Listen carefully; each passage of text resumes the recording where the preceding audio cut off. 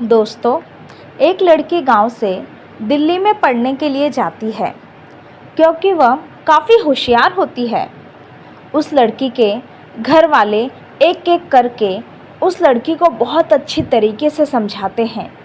किसी भी लड़के से दोस्ती मत करना, इधर मत जाना, उधर मत जाना, दुपट्टा हमेशा लिए रहना।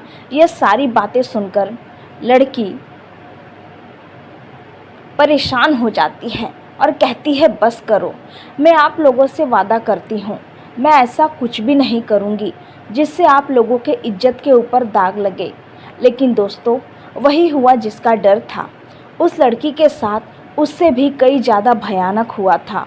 तो दोस्तों, जानते हैं पूरी कहानी इस वीडियो में आगे बढ़ने से पहले आप लोगों से रिक्वेस्ट है, वीडियो पसंद आए तो वीडियो को लाइक कर दीजिए और साथ ही साथ चैनल को सब्सक्राइब कर दीजिएगा।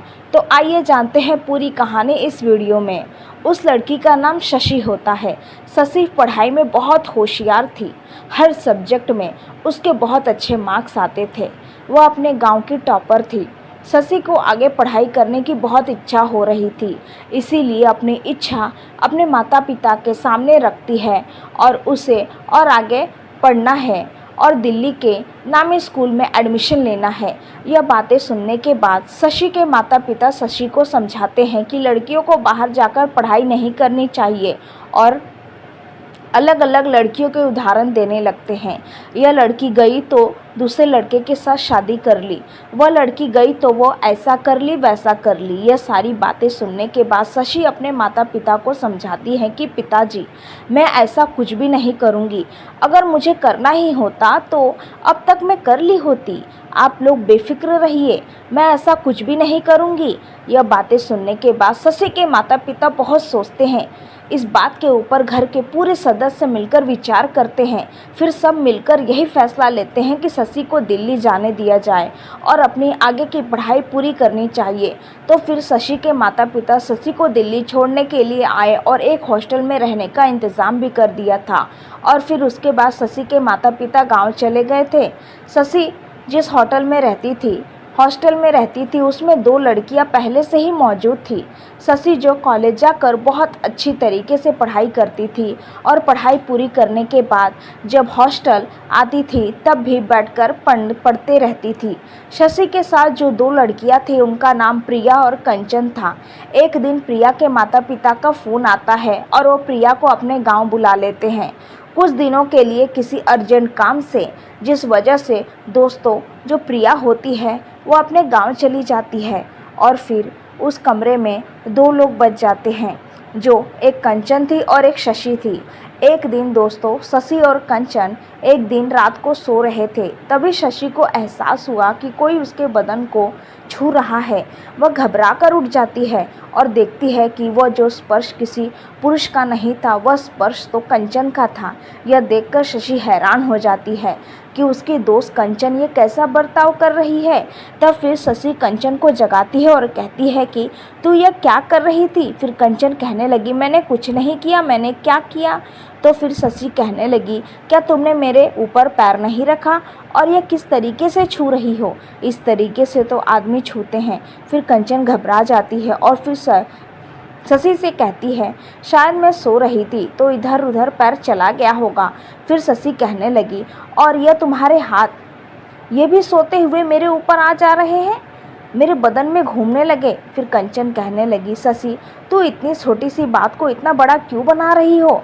फिर दोनों सो जाते हैं। शशि को नींद नहीं आ रही थी दोस्तों। तभी थोड़ी ही देर के बाद कंचन वही हरकतें फिर से करने लगती है। शशि फिर से उठकर बैठ जाती है। शशि प्रिया को फ़ोन लगाती है और कहती है, देख प्रिया, कल रात को कंचन ने मुझे इधर छुआ उधर छुआ, यह सब कौन सी हरकतें कर रही है, मुझे नहीं मालूम कि यह बातें सुनने थे। प्रिया कहने लगी, हाँ यार, मुझे एक बात बताना ही मैं भूल गई। कंचन की एक गंदी ही आदत है, मुझे भी पसंद नहीं आती। जब तू नहीं थी ना, वो मेरे साथ भी ऐसा करती थी। फिर इसके बाद मेरी एक लड़के के साथ दोस्ती हो गई, जिसके कारण मैं उसे फ़ोन पर हमेशा बात किया करती थी, जिस वजह से कंचन की आदत छूट गई थी और फिर वह तेरे साथ ऐसा कर रही है। मैं तुझे एक सलाह दूँ, मेरी मान, तो जब तक मैं वहाँ नहीं आ जाती तब तक तू किसी लड़के से बातें करती रहे। तब फिर शशि होती है दोस्तों प्रिया से कहती है, अब मैं बात करने के लिए लड़का कहाँ से लाऊं?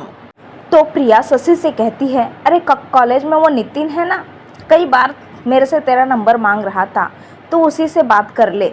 जब भी कंचन तेरा साथ ऐसा करे फिर तू नितिन को फ़ोन लगा दिया कर। मुझे पूरी उम्मीद है वो इससे बात तेरे साथ ऐसा कुछ भी नहीं करेगी। और परेशान हो जाती थी। वह सोचते हैं मैंने अपने मम्मी पापा से वादा किया है कि अपनी इज्जत किसी को नहीं दूंगी, लेकिन मैं अपने मम्मी पापा को कैसे बताऊं कि मेरे साथ कोई लड़का नहीं बल्कि लड़की ऐसी हरकत कर रही है। अगली रात भी कंचन वही हरकतें करने लगी। तब फिर शशि उठकर बैठ गई और जब उसने कंचन की तरफ देखा तब उसके होश उड़ गए थे। तब फिर शशि कंचन से कहने लगी, ये क्या बदतमीजी कर रही हो, चलो जल्दी से अपने कपड़े पहन लो। तब फिर कंचन ने अपने कपड़े पहन लिए थे। फिर दोस्तों यही सब सोचते सोचते शशि जो होती है वो सो जाती है। सुबह जैसे ही होती है वह खाना बनाती है, खाती है, फिर कॉलेज चली जाती है। कॉलेज जाते ही वो नितिन के पास पहुंचती है और उसे उसका नंबर मांगती है। नितिन फिर शशि से पूछता है, आज मैडम को क्या हो गया है? आज सूरज पश्चिम से कहाँ से निकल गया? मुझे तो समझ ही नहीं आ रहा। इतने दिनों में मैं चक्कर लगा रहा था, मुझे अपना नंबर दे दो, लेकिन अपना नंबर नहीं दे रही थी। अब मैडम को क्या हो गया है? तब शशि नितिन से कहती है, मुझे तुमसे बात करनी है सिर्फ एक हफ्ते के लिए, इसीलिए तुम्हारा नंबर मांग रही हूँ। यह सुनते ही नितिन कहता है, सिर्फ एक हफ्ते के लिए? एक हफ्ते की ही बात करोगी मेरे से? उसके बाद क्या? फिर शशि कहती है, उसके बाद बात नहीं करूँगी तुमसे, और क्या? फिर नितिन शशि से कहता है, चलो कोई बात नहीं, एक हफ्ता ही सही, कम से कम मुझसे बात तो करोगी। यह कहकर नितिन अपना नंबर शशि को दे देता है और साथ ही साथ कहता है, इस बात पर चलो हम कैंटीन में कुछ खा लेते हैं।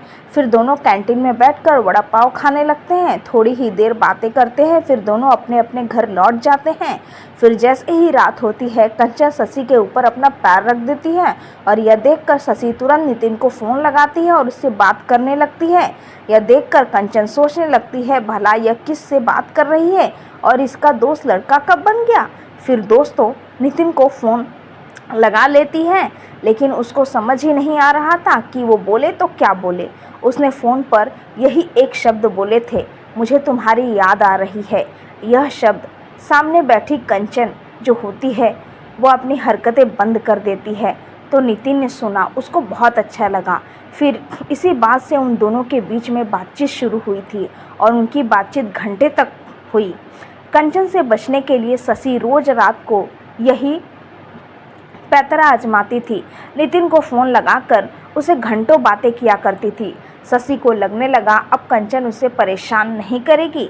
शशि को यह नहीं पता था कि वह किस मोड़ पर पहुंचने वाली है। नितिन से इतने घंटों घंटों बातें करना अब उसकी आदत बन गई थी। धीरे धीरे शशि नितिन से प्यार करने लगी थी। फिर अंदर ही अंदर प्रिया के गांव जा रही थी, वापस आ चुकी थी, लेकिन जो शशि के दोस्त थे, हम नितिन को क्या करती? नितिन शशि को प्यार हो गया था। शशि अब यह सोचने लगी थी कि अपने माता पिता को यह बात कैसे बताएं। वह जानती थी अगर वह अपने माता पिता को यह बात बता देगी तो उसने यहीं पर एक लड़का पसंद कर लिया है, तो उसके माता पिता उसकी पढ़ाई पूरा करने से पहले ही छुड़ा देते और उसकी शादी किसी और से करवा देते। शशि नहीं चाहती थी वो अपने माता पिता को बताए, तो बताए कैसे, उसे समझ ही नहीं आ रहा था। शशि के माता पिता शशि के लिए रिश्ता भी ढूंढने लगे थे, लेकिन शशि को तो नितिन से प्यार हो गया था। लेकिन शशि को हिम्मत नहीं हो रही थी कि वो अपने परिवार को बता दे कि उसने लड़का पसंद कर लिया है। तो दोस्तों आपको क्या लगता है, शशि के माता पिता इस रिश्ते के लिए राजी हो जाएंगे क्या? नितिन को अपना दामाद बना पाएंगे? आपको क्या लगता है दोस्तों, कमेंट में हमें ज़रूर बताएं। उम्मीद है दोस्तों आपको ये कहानी ज़रूर पसंद आई होगी। कहानी पसंद आई है तो वीडियो को लाइक और अपने दोस्तों को शेयर करना ना भूलें। ऐसी ही कहानियाँ सुनने के लिए हमारे चैनल को सब्सक्राइब ज़रूर करें। नोटिफिकेशन बेल को ऑल करना ना भूलें, जिससे वीडियो की आने वाली हर लेटेस्ट अपडेट सबसे पहले आपको मिले। थैंक्स फॉर वॉचिंग दोस्तों।